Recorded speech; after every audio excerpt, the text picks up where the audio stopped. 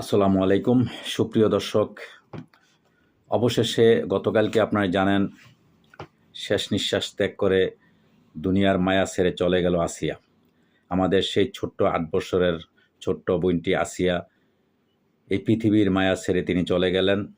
এই নির্মম পৃথিবীতে, নিষ্ঠুর একটা পৃথিবীর মধ্যে তাকে বাঁচতে দিল না এই জানোয়ার হায়েনারা। এই হায়নারদের ফাঁসি, সর্বোচ্চ ফাঁসি আমরা দাবি করছি, তাদেরকে সর্বোচ্চ। আসলেই এই ধরনের যখন আমাদের দেশে এই ধরনের মর্মান্তিক ঘটনা ঘটে, আর আসিয়াদের মতন এরকম ছোট শিশু নিষ্পাপ, আপনারা জানেন ৮ বছর ১০ বছর একটা ছেলে হোক আর মেয়ে হোক, তার কিন্তু কোনো পাপ নেই।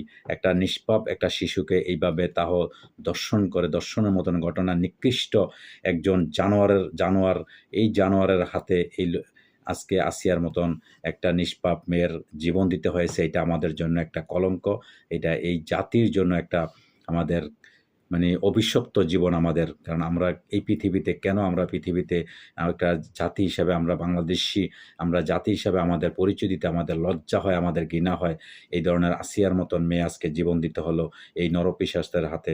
তো যাই হোক, সর্বশেষ এইটুকু আমাদের হৃদয়ে বুকে আমরা একটু শান্তি বা একটু আমরা আমাদের অন্তরকে আমরা একটু বুঝ দিতে চাই, যদি সর্বোচ্চ তার ফাঁসিটা আমরা দেখতে পারি, তাদের ফাঁসিগুলা যদি তাদেরকে জ্বলিয়ে আমরা সর্বোচ্চ বাংলাদেশের সরকারের কাছে সর্বশেষ এতটুক দাবি, যদিও তার মাগুরার বাড়ি, তার ওই যে যারা ধর্ষণকারী তাদের বাড়িঘর সব কিছু জ্বালিয়ে দেওয়া হয়েছে, ভাঙচুর করে দিয়েছে মাগুরার ওই এলাকাবাসীর সবাই মিলে, তারপরও আমাদের অন্তরে, আমাদের হৃদয়ে কিন্তু শান্তি আসে না। আমরা চাই সর্বোচ্চ তাদেরকে শাস্তি, ফাঁসি দিয়ে, ফাঁসির কাষ্ঠেতে ঝুলিয়ে তাদেরকে একদম জনসম্মুখে, হয়তোবা বাংলাদেশের জিরো পয়েন্টে, অথবা বাইতুল মোকাররমের সামনে, অথবা বাংলাদেশের যেখানে সারা পৃথিবীর মানুষ দেখবে, দুনিয়ার মানুষ দেখবে, এবং ওই দেখার থেকে, ওইখান থেকে এমন শাস্তি তাদেরকে ফাঁসিতে ঝুলিয়ে তাদেরকে ফাঁসি দেওয়া হবে, যাতে আমাদের পরবর্তীতে এরকম আসিয়ার মতন আর কোনো মেয়ে বা কোনো বোন যাতে এরকম জীবন দিতে না হয়।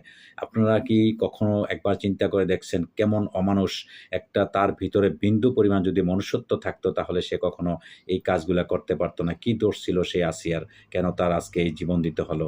এই আমাদের মাতৃভূমি, আমাদের বাংলাদেশ, এই বাংলাদেশের 18 কোটি মানুষের একটা দেশ। সেই দেশের মধ্যে কত ভালো মানুষ আছে, কত অলি, পীর, গাউস, কুতুব এবং আলেম ওলামার দেশ। সেই বাংলাদেশের মধ্যে আমাদের কেমন করে এমন নরপিশাচের জন্ম হইল? আর সেই নরপিশাচটা, সেই কুখ্যাত খুনিরা কিভাবে আসিয়ার মতন একটা মেয়েকে এইভাবে নির্দমভাবে এইভাবে হত্যা করলো, তাকে এভাবে দর্শন করে এমনভাবে হত্যা করলো যেটা পৃথিবীর ইতিহাসে আজীবন পর্যন্ত মানুষ কখনো এটা বলতে পারবে না। যাই হোক, আমরা বাংলাদেশ সরকারের প্রতি এটা আমাদের তীব্র প্রতিবাদ বা দাবি থাকবে, অবশ্যই তাদেরকে সর্বোচ্চ ফাঁসির কাষ্ঠে ঝুলিয়ে সারা পৃথিবীর জনসম্মুখে একবার ওপেন তাদেরকে ফাঁসি দেওয়া হোক। তখন তারপরও আমাদের আত্মায় কিছুটা হলেও শান্তি হবে। আসলেই আমরা ভারাক্রান্ত, আমরা অনেক ব্যথিত এই আসিয়ার মৃত্যুতে। আমরা কোনোভাবে এটা মানতে পারি না। তো যাই হোক, আজকে বাংলাদেশের এই পরিণতির কারণ, এটা বাংলাদেশে একমাত্র আল্লাহই ভালো জানে। কারণ বাংলাদেশের পরিস্থিতি আপনারা জানেন, বাংলাদেশের সর্বশেষ এখন যে পরিস্থিতি, প্রত্যেকটা মানুষের একজন আরেকজনের প্রতি যেইভাবে হিংসা, বিদ্বেষ, মারামারি, কাটাকাটি হইতেছে, বাংলাদেশের কোনো মানুষের প্রতি কোনো মানুষের মূল্য নেই এখন। আপনারা দেখেন, বিদেশে একটা কুকুর মারলে কুকুরের কিন্তু জরিমানা হয়, কুকুরের কিন্তু বিচার হয়, কিন্তু বাংলাদেশে একটা মানুষের বিচার হইতেছে না, যার জন্য আজকে এই অবস্থা। তো সেই জন্য বাংলাদেশ সরকারকে বলবো, অবশ্যই বিচারিক ব্যবস্থা আরও শক্তিশালী আপনারা করেন, প্রশাসনকে আরও শক্তিশালী করেন। প্রশাসন সে যেই হোক, সে আমার ভাই হোক, বাপ হোক বা যেই হোক, অন্যায়কারীকে যাতে কোনো আশ্রয় দেওয়া না হয়, অন্যায়কারীকে যেন সর্বোচ্চ শাস্তি দেওয়া হয়, সেই বিধান রেখে বাংলাদেশ সরকার বর্তমানে সামনে এগিয়ে যাবে, এই প্রত্যাশা রেখে আজকের মতন এখানে বিদায় নিলাম। আল্লাহ হাফেজ।